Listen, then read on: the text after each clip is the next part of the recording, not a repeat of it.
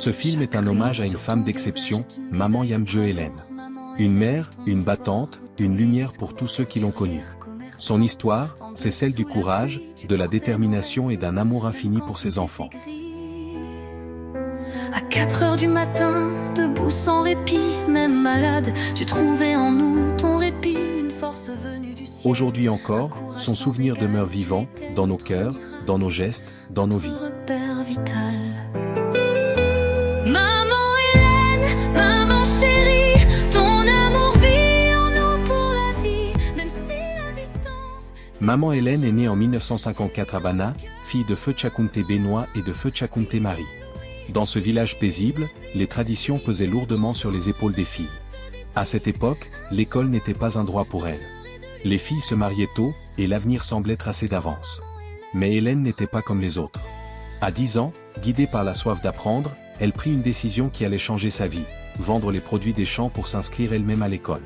Ce geste, simple mais courageux, fut le premier signe de sa détermination. Parfois cultivatrice, parfois dans la rue, ta dignité brillait même pieds nus. Année après année, sa volonté porta ses fruits. Elle réussit avec brio le concours des infirmières, prête à entamer une carrière au service des autres. Mais le destin, parfois injuste, en décida autrement. Sa mère refusa qu'elle parte en formation, préférant la marier, selon les coutumes d'alors. Son rêve s'arrêta là, du moins pour un temps. On s'est connus en Konsama. Ma mère qui m'a présenté. Tu étais le 13e femme que ma mère m'a cherché. J'étais pas toujours d'accord. Et voilà aujourd'hui, ma mère t'a pris et mon père pour venir à Douala parce que j'avais déjà construit. Ils m'ont parlé de ne pas habiter à la maison. Moi, avec beaucoup d'amour, en plus, la volonté, nous, on n'a pas eu aucun problème jusqu'à ce qu'on a eu nos enfants. Nous avons eu les enfants, 5 sont sortis prématurés. Jusqu'à là, on continue toujours. C'est à la fin qu'on a poursuivi, que j'ai poursuivi. Et voir la famille, que j'ai réussi, même celui-ci, même lui qui est là, il est sorti normalement.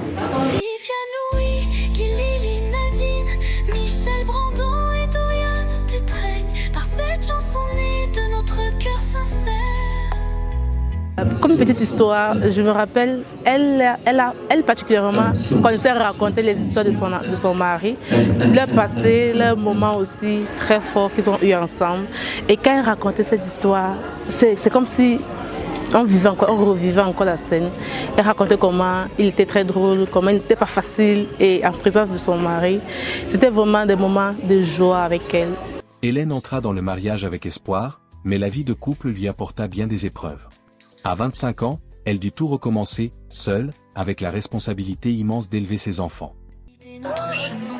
Viviane Louis, Guy-Lili, Nadine, Michel Brandon et Doriane t'étreignent par cette chanson née de notre cœur sincère. Tu es notre fierté. Bref, maman m'a enseigné beaucoup d'amour, beaucoup de résilience. Elle m'a appris à ne pas faire le bras de fer et je l'ai vu aussi dans l'histoire de sa vie. Je me souviens quand maman a quitté mon papa, j'avais l'âge de 7 ans. Elle est partie de chez mon papa en me laissant chez mon papa. À chaque fois, bien qu'elle m'ait laissé là-bas, elle ne manquait pas de venir me rendre visite à Douala. Quand mon papa m'a amené chez elle, notre histoire d'amour a commencé. Un amour très fort, un amour mélangé d'émotions parce que je la voyais beaucoup souffrir. Souffrir pour ses enfants, souffrir pour tout le monde. Et à chaque fois, il lui disait, maman, attends, quand je serai grande, je te sortirai de cette souffrance. Je sais, tu souffres, mais je te sortirai de cette souffrance. Maman ne désarmait jamais face à l'adversité. Quitter le mariage avec 8 enfants, c'était comme affronter la mer sans bateau. Mais maman Hélène ne connaissait pas la peur. Chaque jour, elle se battait. Je suis un enfant qui est né avec une maladie à la naissance. Je souffrais d'un manque de calcium dans le sang. Et très souvent, lorsque j'étais exposé au soleil, je saignais du nez. Et même quand je n'étais pas exposé au soleil, au cours de la nuit, il m'arrivait d'avoir le nez qui saigne.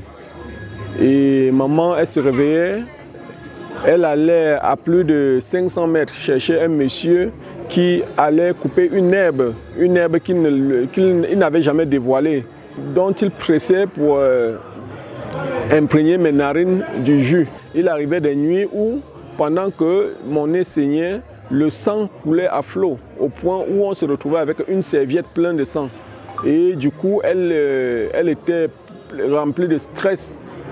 Elle était remplie de stress, mais son niveau de vie ne lui permettait pas de faire un nombre de choses. Se privant de sommeil, affrontant la fatigue, elle sillonnait les marchés, vendait, négociait, marchait des kilomètres, pour que ses enfants mangent, étudient et aient une vie meilleure. Même la maladie, parfois, ne réussissait pas à l'arrêter. Toujours en train de travailler, même étant malade, même dans la maladie, elle travaillait. Maman se lève le matin, elle te dit, j'ai très mal à la tête, mais tu la vas travailler. J'ai très mal à la tête, tu la vas travailler.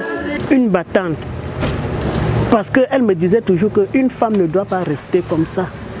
Une femme ne doit pas rester pour attendre un homme. Il faut te battre. Elle me donnait des conseils. Elle dit que pour le moment, tu as les enfants encore petits. Mais à la longue, essaie de te battre pour joindre les deux bouts. Et que même si l'homme te donne n'importe quoi, il faut que tu aies un peu pour compléter. D'un franc-parler tendre et d'un amour vrai. Elle nous aimait tous d'un amour si unique. Même le ciel n'aurait su être plus magnifique. Sa beauté discrète, sa main ferme et aimante, On sculptait nos vies. Maman était couturière alors qu'elle n'avait jamais appris à coudre quelque part. Elle avait un don de la couture. Et à un moment donné, elle s'est rendue compte qu'elle ne pouvait plus faire la couture, ne pouvait plus nous nourrir. Elle s'est lancée dans le commerce, dans le restaurant ambulant. Je revois encore maman aujourd'hui porter une assiette sur sa tête pour aller vendre ce qu'elle a cuisiné aux gens. Et chaque fois que maman préparait, elle nous disait, les enfants, ne regardez pas la viande qui se trouve dans cette nourriture parce que si je vous donne cette viande, c'est un plat de nourriture que je suis en train de vous donner. Et ce plat de nourriture constitue déjà un capital. Je me rappelle d'elle souvent quand je rentrais de l'école, quand elle avait fini de faire sa cuisine, elle mettait le repas faire dans des cuvettes qu'elle mettait souvent à la tête pour aller vendre au centre-ville. Vraiment, elle était vraiment la femme battante, comme on entend parler des femmes battantes, parce qu'au fur et à mesure que l'on grandit, on se rend compte qu'avoir plusieurs casquettes, c'est pas facile. Faire la restauration, faire la couture en même temps. Et je pense que ce sont ces valeurs de travail qu'elle a inculquées à ses enfants, qui sont aujourd'hui des hommes vaillants, battants, et des femmes vaillantes et battantes aussi. Maman Hélène, c'était une personne très forte. Une personne sur qui on pouvait toujours compter. Elle se donnait toujours cette force-là de continuer, de battre, que ça vaut la peine en fait de se battre parce qu'on ne connaît pas demain. On vit dans le même quartier. Je la trouve, elle était sympa, elle m'a côtoyé, on est devenus les amis, on est devenus les bons amis. Franchement, cette maman que vous voyez, c'est une maman à grand cœur. Elle me donnait les conseils, comme si j'étais sa petite sœur de même mère. Vraiment, et à la longue, le destin nous a réunis sans qu'on ne le sache. Elle est devenue la belle-mère à ma fille. Donc, de temps en temps, elle m'appelle, elle me conseille, je lui donne aussi les conseils. Voilà que la maladie vient entrer et décide de nous séparer comme ça. Vraiment, son départ m'a beaucoup touchée. Ce que j'ai à dire sur grand-mère, c'est que grand-mère était vraiment une grand-mère magnifique dans tous les sens du terme. Elle aimait toujours donner des conseils, toujours guider. Je vais que le dire, ses guides, ses conseils, ce qu'elle a toujours à dire, c'était vraiment ce qui faisait de la femme incroyable qu'elle était. Maman Hélène m'a dit les choses, mais je pouvais tout imaginer sauf la mort. Parce que je l'aimais tellement. Je pouvais imaginer la mort sur les jours. Maman Hélène, pour moi, a remplacé ma maman depuis 2004, quand je l'ai perdue. Elle m'a dit, ne pleure plus maman, là je suis là. Tu ne peux pas manquer l'amour de ta maman quand moi je suis encore vivante. Tant que je suis encore là. Et elle a tenu sa promesse. Tous les jours, presque elle ne pouvait pas faire un mois sans m'appeler. Sans venir même parfois me voir ou sans m'inviter à Yaoundé, que je viens passer un bon temps avec elle. En 2003, la vie lui lança une nouvelle épreuve. Le diagnostic tomba comme un coup de tonnerre, le diabète. Une maladie qui avançait vite, rongeant peu à peu ses forces, mais jamais son courage. Malgré la douleur, malgré les traitements, elle refusa de se laisser aller. Ses enfants, désormais adultes, veillaient sur elle, mais elle, fidèle à elle-même, continuait de sourire, de s'occuper des autres avant de penser à elle. Ton amour pur, personne ne pourra l'égaler. De Viviane à Luigi, Nadine et Lily. Les années passèrent, et la maladie gagna du terrain. Puis vint le jour où maman Hélène s'est éteinte, paisiblement, comme une flamme qui s'endort après avoir éclairé la nuit. Maman est partie pour un voyage sans retour. C'était lundi, maman est partie pour un voyage. C'est un sentiment vraiment de désespoir pour nous.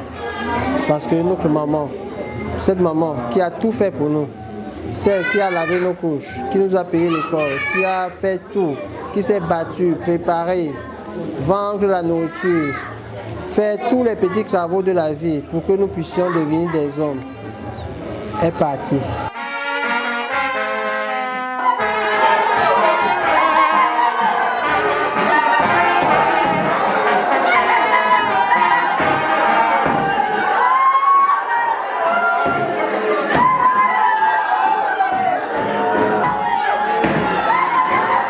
Elle n'était pas seulement ma soeur, mais elle était ma maman.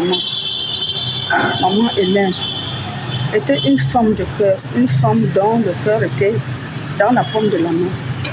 Maman Hélène, une femme forte, aimante, une rassembleuse. De faire par sa façon d'éduquer, avec ferveur et ténacité, parce qu'on dit que qui aime bien châtie bien, elle éduquait les enfants avec une manière, parce qu'elle a été papa et maman en même temps, et elle jouait les deux rôles avec une ténacité inimaginable. Chaque ride sur ton visage est une médaille de bravoure. Maman Hélène, ton histoire vaut tous les discours. Couturière, commerçante, en dessous la pluie, tu portais nos rêves, même quand tout était gris. À 4 heures du matin, debout sans répit, même malade, tu trouvais en nous ton répit. Mais dans son départ, elle a laissé une lumière, celle du courage, de l'amour et de la dignité. Aujourd'hui, chaque enfant, chaque petit enfant porte un morceau de sa force. Et elle apprenait aussi beaucoup qu'il faut toujours réfléchir avant de parler, il ne faut pas dire les choses sans réfléchir, il faut être sain dans ses paroles.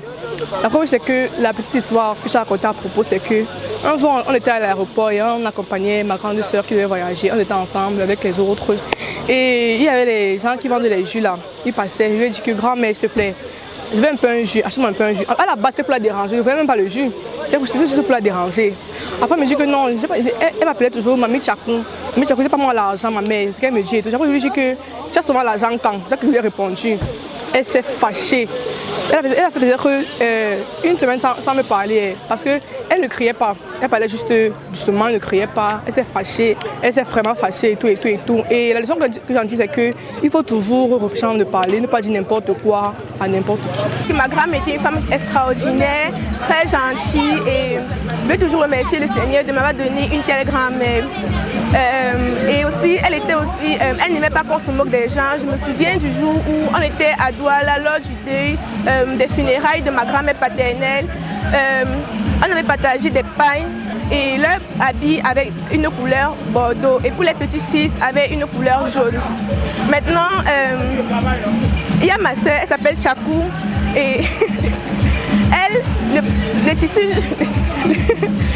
jaune n'a pas suffi pour sa robe. Du coup, on lui a donné le tissu bordeaux des enfants de ma grand-mère.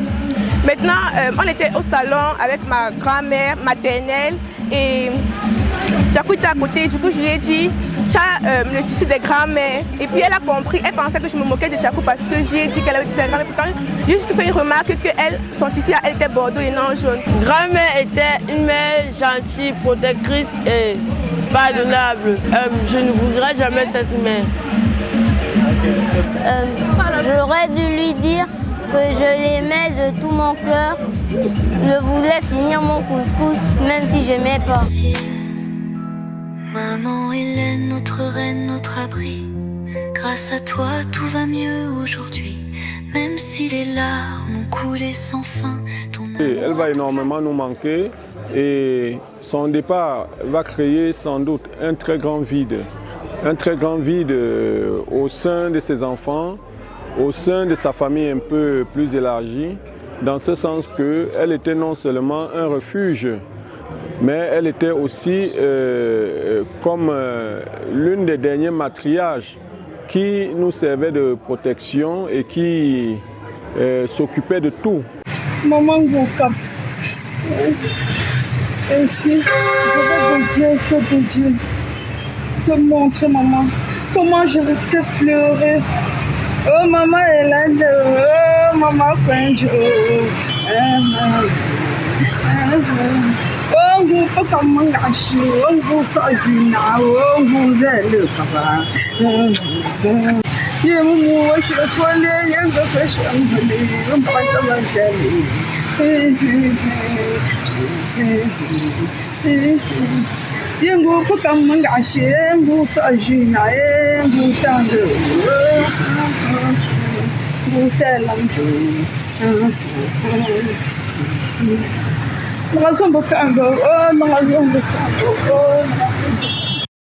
Elle a prouvé qu'une femme, même seule, peut tout accomplir. Que la pauvreté, la douleur et la maladie ne sont rien face à la volonté d'une mère. Maman Hélène, dans sa maladie, a été très forte. Maman Hélène part comme ça, elle nous laisse dans un vide que personne ne peut combler. Elle ne nous a pas préparé pour sa mort. Il est bien vrai qu'elle a été longuement malade, mais le jour même qu'elle mourait, on ne pouvait pas imaginer. Nous étions ensemble à la veille et on préparait comme ça son anniversaire. Mais elle m'a dit, ma chérie, est-ce qu'on va encore se voir? La qualité que je sens mon corps, je ne sais pas si on va se voir. Maman Hélène m'a dit les choses, mais je pouvais tout imaginer sauf la mort. Maman Yamdje Hélène, ton nom restera à jamais gravé dans nos cœurs. Tu as été notre modèle, notre lumière, notre fierté. Merci pour ton amour, merci pour ta foi, merci pour la vie que tu nous as donnée. Repose en paix, maman, et continue de veiller sur nous depuis là-haut. Merci. Maman Hélène, notre reine, notre abri. Grâce à toi, tout va mieux aujourd'hui. Même si les larmes ont coulé sans fin, ton amour a toujours guidé notre chemin. Vive à nous.